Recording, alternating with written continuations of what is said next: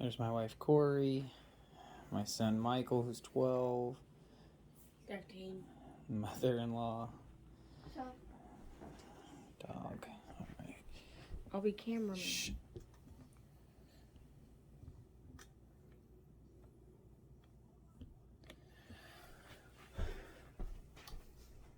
All right.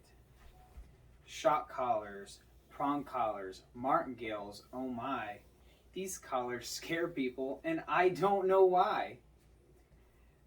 So if you haven't guessed it, I'm going to talk to you about different types of dog collars.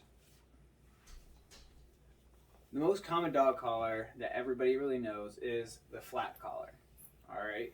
So this collar here, as it says, flat collar, opens up. That's all it is. Connects them together. Our collars all have handles on them. They're really nice. If you just need to go and grab your dog, you can go. You don't have to worry about getting your hand underneath it and possibly putting too much pressure on your dog in a different spot, or your ring, if you know you're a woman or a man, depending on what kind of ring you have, going into your dog and hurting him in some sort of a way. And it's just an easier to grab.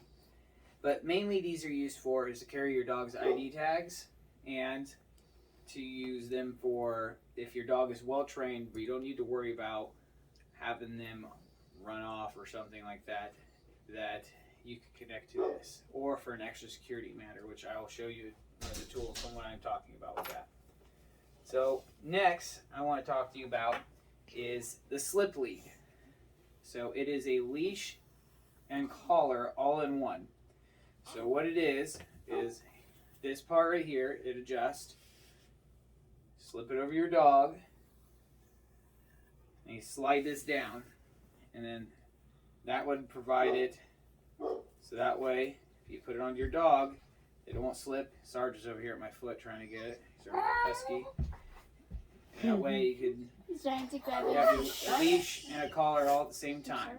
So that way you don't have to worry about having that if you don't have one, in case you were either really used in humane societies or dog training facilities is where you'd see them a lot. We use them at our house depending on what we're doing with our dog. They're a great training tool. They're not that expensive. I mean, you can find them on the Wish app for like $5. Next I want to talk to you about is the martingale collar. It was created by Henry Martin in the late 1980s. I have a small one I found. So all it is it's basically a flat collar with either a piece of metal put onto it or another piece of webbing. What it does is it goes around your dog, and then whenever your dog you could use as a negative correction, it's saying, let's say he's trying to pull this way, you go no, and get him back on track. It's a less intense prong collar, you could say. These are an amazing training tool, especially if you're worried about using something like the prong collar, which I'm going to get to next. You just give a little pop, just like the same as a prong collar, as your correction tool. This would be the step I would use before you went to a prong collar. If you did, even if you don't want to use a prong collar, this is what I would use instead of using a flat collar. Flat collars, you can't do the same reaction and get what you would like as what this could. And flat collars are known that it will put a pressure just on one point, so you could put too much pressure on their trachea, causing damage to your dog's trachea, and over time it could really hurt them, possibly causing life-threatening issues. So martingale collars are an amazing tool. Next is a prong collar. Prong collars were first used by an American named Hans Tusuti. But nowadays, with Hermspringer collars are the best around. They started in 1872, and they will, if you go Google it, you're going to find that Hermspringers are like the number one out there. They're going to be the top 5. Sorry, I pick up these. Everybody's so scared of prong collars.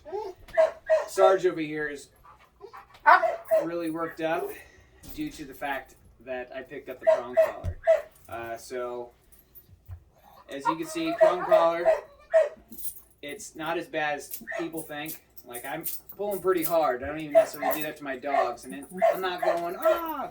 It's not that bad. They go together pretty easily. So they have this loop here that goes in. You'll connect it around to a chain. There's different variations of prong collars, but that's how this one works. It is a Herm Springer. All Herm Springers say Springer on the tab here. They are better quality. You can get different types of prong collars. This is just one of the better qualities that you're going to find out there. This right here is what I was talking about, where I would use this in accordance with a flat collar. So you connect the shorter side to your prong collar. This was where your leash would go, and this would connect to your flat, because these are known to possibly pop off sometimes because they're not as scary and threatening as some people think. It is a correction collar. This is another type of Herm Springer prong collar. It slides here and comes off. It's real quick and easy to put on. With this kind of collar, because of the extra locking mechanism, you don't really need to use the double protection that I was shown. And then this is what you call is a prong collar, also known as a keeper collar. It's a little bit newer, still same design. You can put it in. We only have a couple of these. They are a little bit more pricey. You can find them on Amazon. They're an amazing tool, though. Sarge is in here just like glaring at me like, take me for a walk. Alright, so those are the prong collars that I have. They're an amazing tool. When you use them, you want to have them high. Think of high and tight. You want to have them up here by the dog's face. And that way, you don't want it to be too tight, but you want it to be snug so that way it won't slip down, because this is where you want the correction at. That's where a lot of people mess up at with them. And when you have it up here, it'll get the correction you want, and you won't hurt them. You also, when you use them, it's just a quick snap. It's not a, you're not trying to like pull the dog's head off ever. So it's just a quick, that's all you got to do. And the dog will react to it. It just pinches them. It doesn't hurt them. So next one we'll talk to you about is e-collars. They've been around for about 30 years now. This is ours. It's a Dogtra. They are a big brand. They're also a little bit more on the pricey side, but they're pretty amazing tools. We have this high-speed slip-on bungee collar, you could say. Most of them come with a webbing type material like this. It's like plastic, that, you know, because this one is waterproof. It can go into the water. They're great for hunting dogs and just training your dog. This way you can put this on your dog, even if it's a well-trained dog. Let's say this goes up to 3/4 of a mile, that this can be away from this. So on my dog, obviously, I have this on me. My dog sees a squirrel and he runs off. He breaks the leash or slips out of my hands, whatever it is. We have this on him, and we've worked with it. So I know when I press my vibrate, if he doesn't come back, I can move to my nick, which is going to shock him just a little bit for half a second and then be done, or the constant, where it's just going to shock him until I stop pushing that button. And some people might say, oh, that sounds so mean. It's not that mean. Think about if your dog's about to run into a busy highway. You can put this on him, and yeah, it hurts him maybe for a second, but then they know, okay, come back to dad. Come back to mom. I would much rather live with my dog getting shocked a couple times in his life than knowing and watching it get hit by a car, because it was so worked up chasing that squirrel, bike, whatever it is, getting your dog going, and your dog dies. Or you have a very hefty vet bill because your dog ran off. But these are an amazing tool.